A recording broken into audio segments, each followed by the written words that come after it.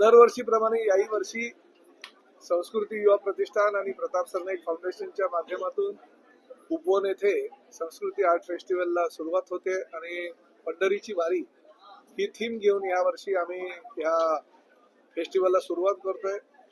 6 February, 7 February, 8 February आणि 9 फेब्रुवारीला सांगता अशा प्रमाणे 4 दिवसाचा हा भरगच्च कार्यक्रम आहे। देश विदेशातील आंतरराष्ट्रीय स्तरावरचे जे काही आर्टिस्ट आहेत, कलाकार आहेत, ते यामध्ये भाग घेतील। प्रामुख्यानं 6 तारखेला आनंद भाटेंच्या अतिशय सुश्राव्य अशा गायनानं कार्यक्रमाची सुरुवात होईल आणि प्रामुख्यानं छत्रपती शिवाजी महाराजांच्या पूर्णाकृती पुतळ्याला अभिवादन करून उपमुख्यमंत्री एकनाथ शिंदे साहेब आणि बाकीच्या मान्यवरांच्या उपस्थितीमध्ये आम्ही कार्यक्रमाला सुरुवात करू। 6 ते 7 1 तास परेड असेल। ठाणे शहरातील विविध जाती धर्माच्या लोकांना एकत्रित आणून त्या परेडचं संचलन आम्ही करू, त्यांना मानवंदना देऊ आणि नंतर 7 वाजता उपवनच्या निसर्गरम्य परिसरातील तलावातल्या जे काही फ्लोटिंग स्टेज आहे त्यामध्ये आनंद भाटेंचा कार्यक्रम होईल आणि त्या माध्यमातून फेस्टिवलला सुरुवात होईल। 7 तारखेला आनंद शिंदे आणि आदर्श शिंदे यांचा शिंदेशाही हा कार्यक्रम मुख्य मंचावर असेल आणि त्या माध्यमातून विहंग स्टेजवर तो कार्यक्रम पहिल्यांदाच ठाणे महापालिका हद्दीमध्ये होतोय, त्यामुळे भरपूर मोठ्या प्रमाणामध्ये त्याला प्रतिसाद मिळेल।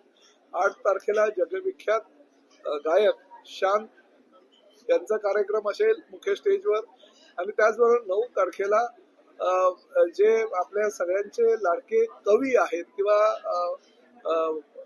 तो कुठला कार्यक्रम शैलेश लोढा, तारक मेहताचा उलटा चष्मा, याचे जे कलाकार आहेत मुख्य शैलेश लोढा आणि त्यांच्या जे सहकारी आहेत त्यांचा कवितांचा आणि वात्रटिकांचा जो कार्यक्रम आहे तो त्या ठिकाणी ते सादर करतील। अशा प्रमाणे भरगच्च कार्यक्रम आहे। भरतनाट्यम आणि कुचिपुडी आणि अनेक जे काही भारतीय जे कलाकारांचे मानाचे असलेले काही कार्यक्रम आहेत ते त्या ठिकाणी होतील। प्रामुख्यानं विविध कलाकार या ठिकाणी येत असतानाच अपंगांचा एक संच आहे, तो संचाच्या माध्यमातून सुद्धा एक कार्यक्रम होईल। त्या कार्यक्रमाला सुद्धा लोकांनी आवर्जून येणं गरजेचं, म्हणजे जगविख्यात कलाकारांचा एक अनोखा संगम या ठिकाणी होणार आहे।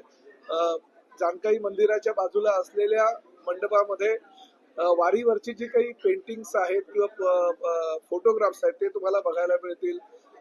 अनेक उपक्रम सकाळच्या पहाटेच्या सत्रात असतील तर संध्याकाळच्या सत्रामध्ये सुद्धा हे उपक्रम असतील आणि त्यामुळे या संस्कृती आर्ट फेस्टिवलचा फायदा आणि आनंद ठाणेकरांनीच नव्हे तर आसपासच्या परिसरातील जनतेनं सुद्धा घ्यावा असं मी या भागाचा स्थानिक आमदार म्हणून आवाहन करतो।